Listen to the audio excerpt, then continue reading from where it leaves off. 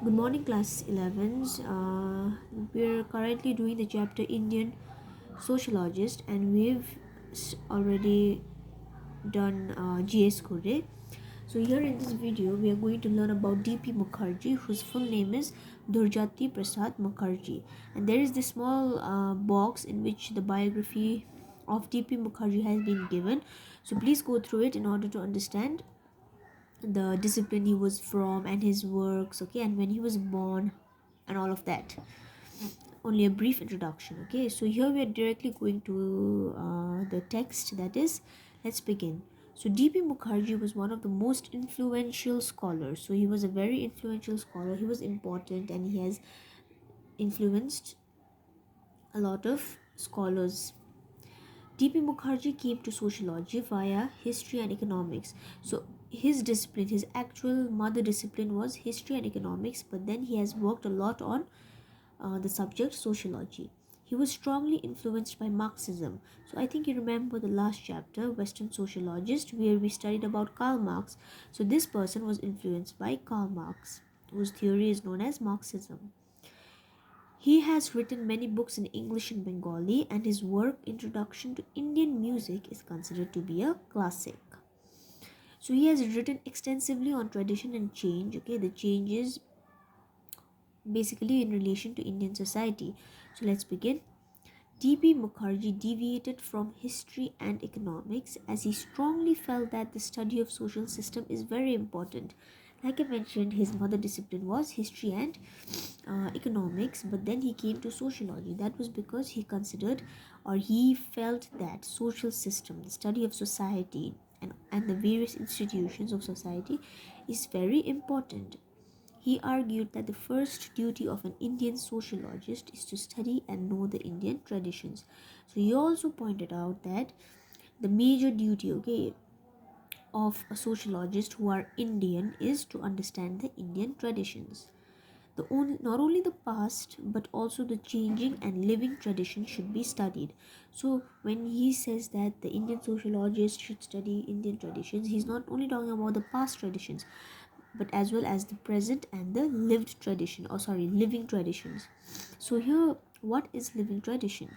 He said that Indian tradition is a living tradition as in a tradition which maintains links with the past but also adapts to the present time and evolves over time.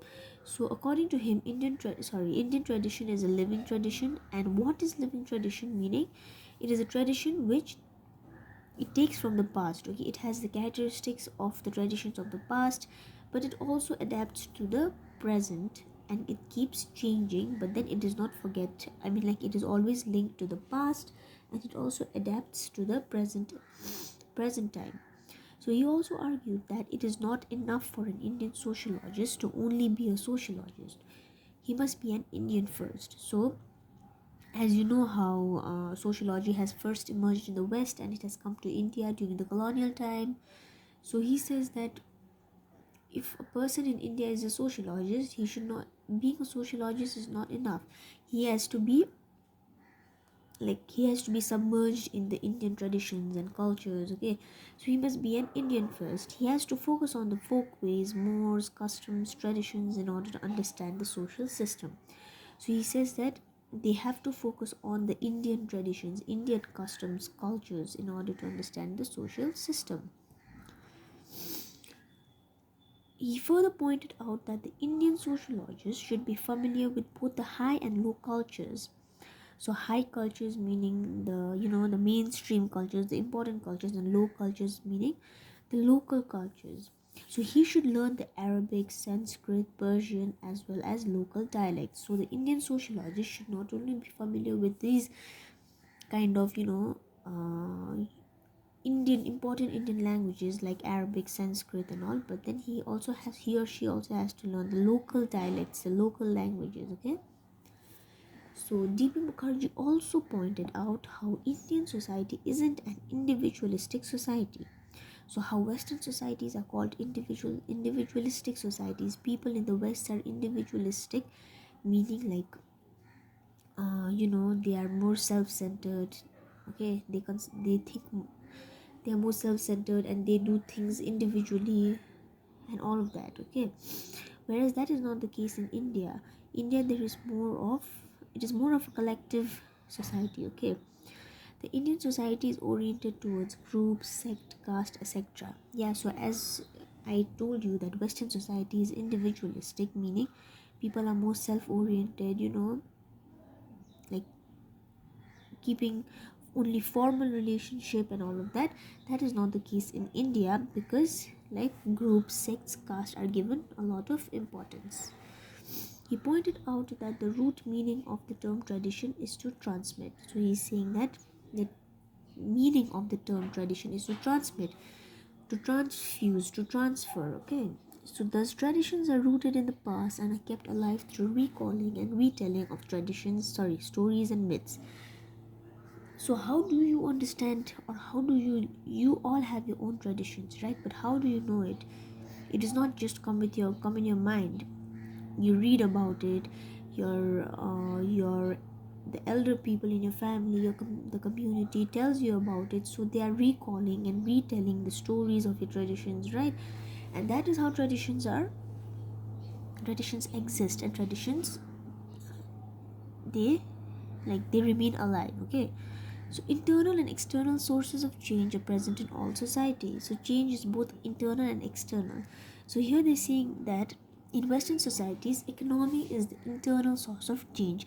So in Western society, the economic activities brings about change. Okay, that is the source of internal change.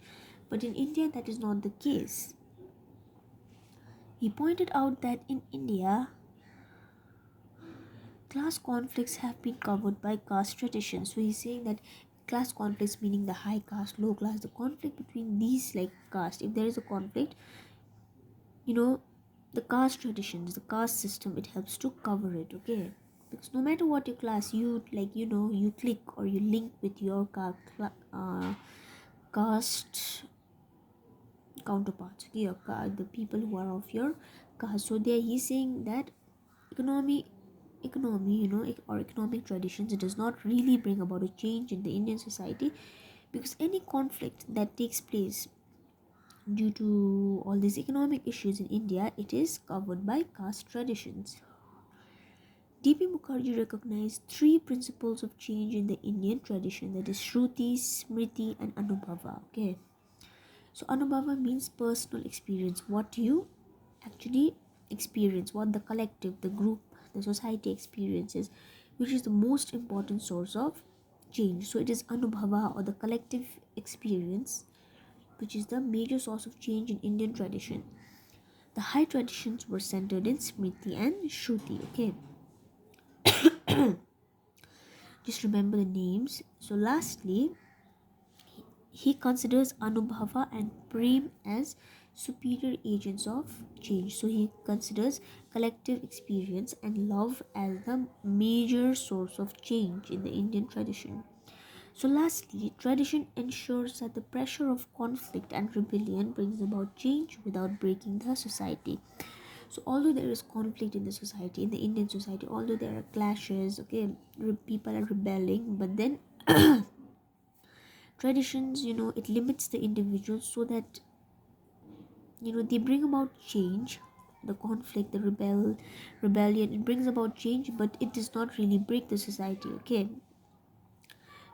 because like Indian society is rooted in traditions. Traditions are very important for an Indian, or in an Indian society. It is given much importance. So it is tradition which ensures, okay, which makes sure that all the conflict that is taking place in the society does not actually break the society. All right. So this much for Dhurjati Prasad. So yeah, please do your question and answers. Read your text. I do not get any uh, response from you all, and that's very disappointing. So please try to do your work on time.